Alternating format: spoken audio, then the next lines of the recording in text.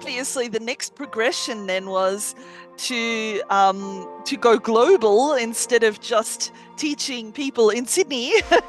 Yeah. I then had the opportunity to teach internationally, and obviously that made me make the decision that I needed some assistance because I was constantly, uploading video lessons, editing video lessons, doing a lot of the administration side that I really didn't have the time for and I didn't need to do myself. My strength and my love is in teaching people, in helping people, making them succeed with their language skills. So that's when I started looking for some assistance. And the idea of having someone online to help me just made sense. I thought, why do I need a person here in my home for a few hours every day? We don't really need to see each other in person. So Yeah. I looked online and luckily I found remote staff, and that's how it all began. We got the ball rolling, and straight away, um, the people from remote staff gave me a list of a few people who would be suitable for me and my business. And Mhm. from that list, immediately I said, "Oh, it's Hassin. I know that it's Hassin. I have this really strong feeling that she's the right person for me." Mhm. But we obviously interviewed the other people as well because they Mhm. said, don't jump to the first person. But at Okay. the same time, yeah, it was amazing. I think as soon as Hassin and I spoke and had our initial interview, we knew straight away, both of us, yes, this is right. We've found Right. each other. And yeah, Right. since then, it's been amazing.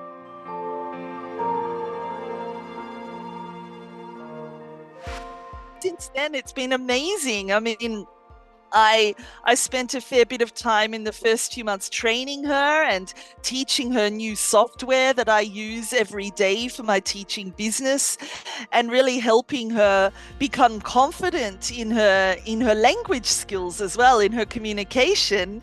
Right. Um, and her sin is really independent now. I can really tell her anything or ask her to do anything, and she does it for me because she's been trained and encouraged, and she knows exactly what I expect, what I need. And Mhm. yeah, it's amazing having that person to rely on and knowing that I can focus on, creating things, on teaching, and that she will look after the rest for me, like uploading videos and, posts. And yeah, it's amazing. She's great. And I'm so, so thankful that we found each other and that remote staff put us together. Listen, for us, it's so much fun. Sin and I, as I've already mentioned, laugh a lot. We have this normal conversation every day between friends, I think. And um, I think what also happens is we have this big respect for each other. Mhm. Um, I don't look at her like a staff member or someone, you know, that you look down to. That's just not the way it is. For me, she's a huge part of the company, and for that reason, I respect her and I ask her for input. I think that that gives her confidence as well. Instead of just saying, "Here, do this work," I if I have an idea or if I have a new direction that I'd like to go in my business, I share that with her. I speak about it and I ask for her opinion and say, "What do you think?"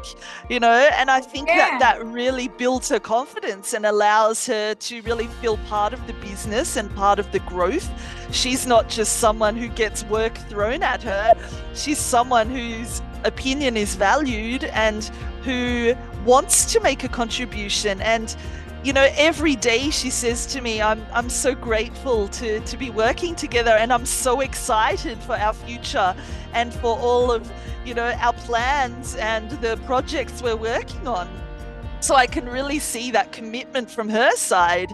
And um, you know I as I don't want to say a boss, but I want to say more a co-worker, a team member, perhaps.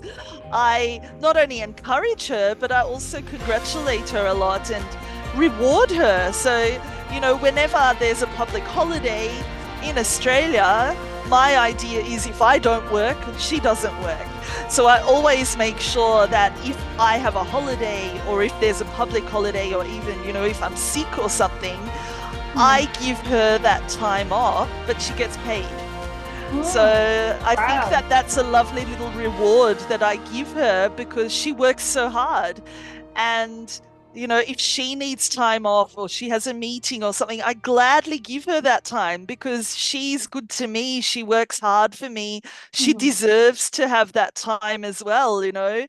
Um, and when we're working on a big project together and it's a great success, due mainly to the fact that she's been so supportive and taken a lot of stress away from me, I reward her. I give Wow. her a day off or I send her flowers Wow. as a lovely little, what should I say, surprise. And I think that that just cheers her up and gives her motivation and she realizes that it's much bigger than just doing a job. There's that relationship and that connection between us. And I think that not just for me, but for any business, it's important to build that relationship and that trust between each other because, you're not just someone sitting behind a computer screen, Yeah. it's just like in an office. You're there, you're talking to each other, you Yeah. know each other. Just right. Just like in the next block. Yeah, that's right. It's So, like, okay, she's on the other side of the world, but she's just here with me. My remote staff worker isn't someone who I just hand over work to and expect her to do it. mhm. For me, she's a very important part of my business, someone I rely on, but someone I also respect. And we have that relationship where we can share ideas and thoughts. They might not always be the right direction or the right path for either of us, but at least we have that opportunity to share and to um, feel comfortable doing so. I suppose that's Mhm. another thing, to open that conversation and to Yeah. to allow her to do that, I think is Mhm. important. I think that if you're in an office situation, a lot of the time you're in a box and it's like, this is my job. I do nothing else. Yeah. I can't Absolutely. contribute to this. Yeah. Whereas, um, what should I say? We have a very different working relationship, the two of us, because I'm very open to everything with her. And I don't really say, this is your job and nothing else. I always give her opportunities. And as I said, share my thoughts and allow her to do the same. Mhm. You as a business owner to focus on what's important, to focus on, your customers, your clients, to focus on your business growth instead of doing the little sort of admin things that won't really make much difference. They're Yeah. easily passed on to someone else if you Mhm. can, train them and tell them exactly what they need to do. You can rely on them fully and then you can focus on other areas of your business. Absolutely. And I think that's something that I think every business owner should experience, because if you've got Right. everything on your shoulders and do everything on your own, it's Yeah. it's impossible and your business, can't survive. You can't be successful because you can't do everything. Yeah. Having someone who has your back and who you can pass projects over to so that you can focus on, fixing issues or having meetings or doing unexpected things, and Mhm. knowing that the business will continue and that, the daily tasks are getting done. I think that that is essential, whether something unexpected happens or not. I think it's really important to have that person to rely on, even if you just have to go on a holiday, or you're sick. Exactly. Or you're Exactly. sick or Exactly. something. You need to Yeah. know that it doesn't stop, that you've got someone who will keep the wheels rolling, because what should I say? don't sit opposite each other, I suppose. We then don't also interrupt each other every few minutes, like would happen normally in an office situation, and we actually get more work done. Obviously, we chat with each other. We have a chat application called Flock. It works really, really well, and we can message each other when we have questions. We can also video call each other using this application, and we have a meeting, every morning. We speak for at least half an hour, if not longer, talking about our day, our plans, our expectations, what we have done, what we would like to do. And I just feel that it works really well for both of us because we get straight down to business. We get straight down to work. There's no interruptions, there's no drama, and we have a lot of laughs. We work hard, but at the same time, the two of us, we have this incredible relationship. Like, we've never met in person, but we feel like we know each other so well. I say something and she continues. We know what the other is thinking, and I think that relationship has been built obviously online and speaking on camera.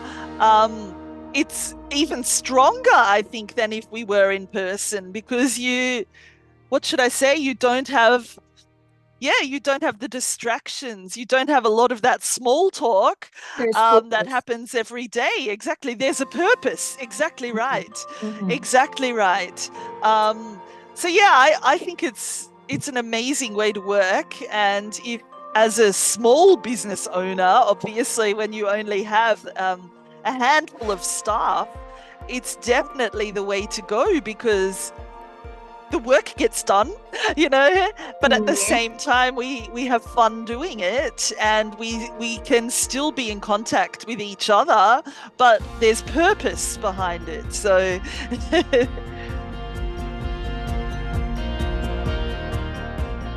I don't have a number, obviously, but for me, In general. it's more a saving of time because I am able to invest my own time in areas that will improve the business, that will keep my clients happy, and that will assist them. So, yes, monetary, obviously, a lot of savings because I. What should I say? I'm not wasting my time and money on someone locally. Huh? Um, Yeah. However, I think for me, the more important saving is time, that I can pass on a lot of things to her and use my time more effectively. So yeah, I'm very grateful for that.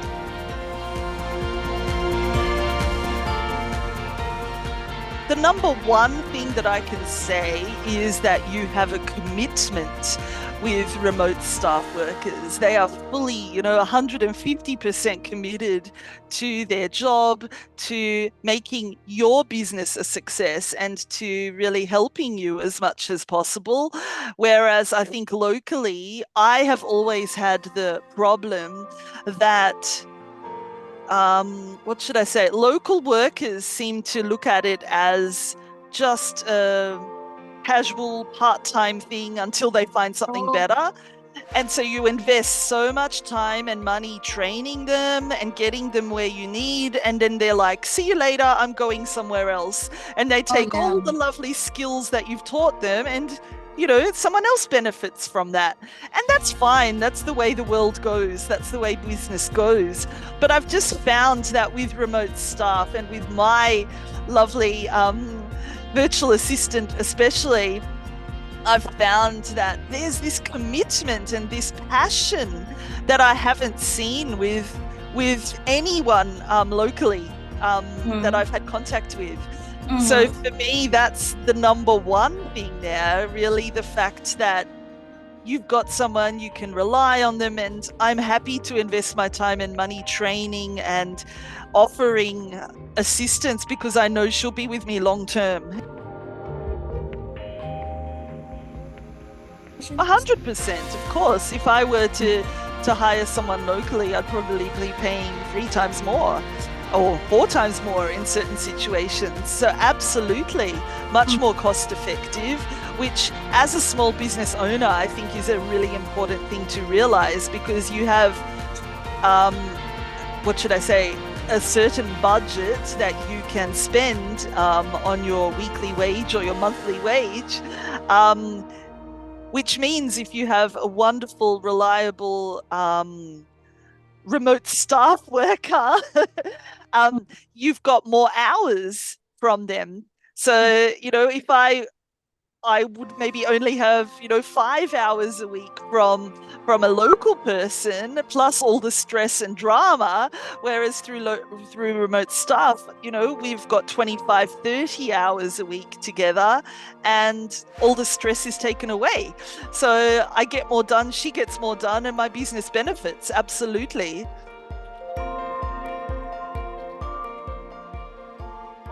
For my business, look, I think with my business it's a little bit different, because obviously with me it's all about teaching English as a second language.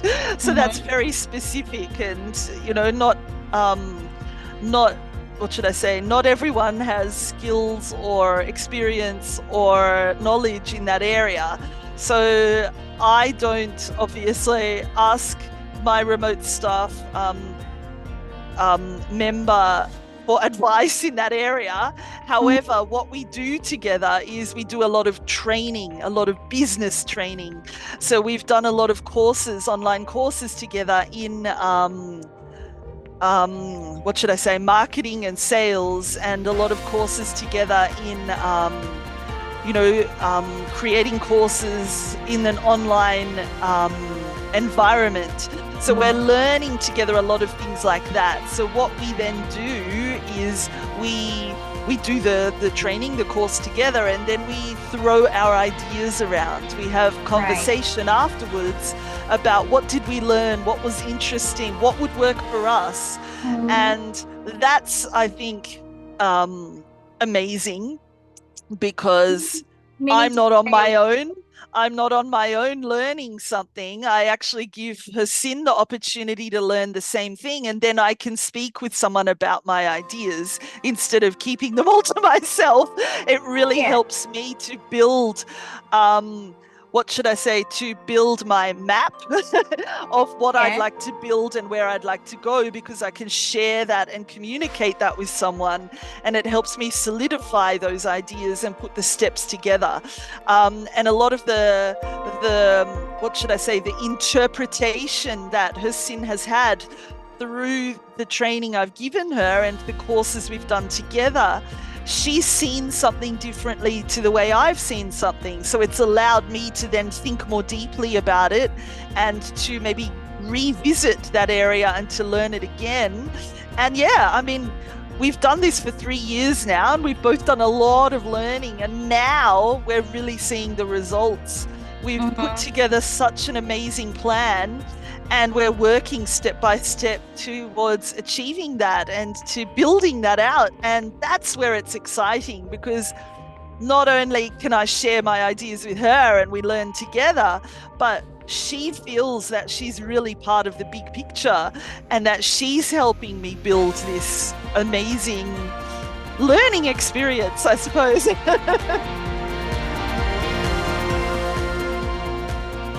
I'm in a unique situation in the fact that I teach English as a second language, and Hassin, English is her second language, obviously. So I can ask, I can get her perspective as well on lessons that I prepare or courses that I prepare, to see if from a student perspective that would be beneficial. I also obviously, what should I say? She does a lot of work for me, also on my social media. So I create the posts and she shares them for me and things like that. And a lot of the time, she can obviously then also see, we've got like I don't know, 60,000 people on our socials who learn with us every day. So she can obviously also see people's responses and reactions to things. So she's able to, as a student perspective, say to me, hey, Nicole, I actually agree with this. Like, this is a really good type of lesson. We need to be creating more of this. Or, hey, Nicole, these type of posts are actually more popular than these type of posts. So, before we used to do a lot of like image-based and text-based posts in our Facebook group and in our Facebook page. And through ideas generation together and brainstorming, we decided let's test out a lot more videos. So we've been doing that, and that's made a huge difference. So again, that's a perspective and an idea that came from her initially, by looking at a student's perspective and what students herself and other people enjoy most and what works best for them, and that's allowed me to implement some changes. Same thing in terms of YouTube. She's really helped me build that and create a following there. But at the same time, she's been very, what should I say? She hasn't needed me to encourage her to do something. So she's gone off and she's gone off and researched things like SEO for YouTube. And she's gone off and studied things like keywords and things that will really help us for our channel and allow the YouTube algorithm to work for us and more people to see our content. So, I think that that's an amazing thing because what should I say? She has ideas and input which I encourage, but they're not shut down. I then go, wow, that's actually an amazing point. I never thought of that, and then we take it further. So that's really exciting for her as well because she's contributing and she's a big part of the business.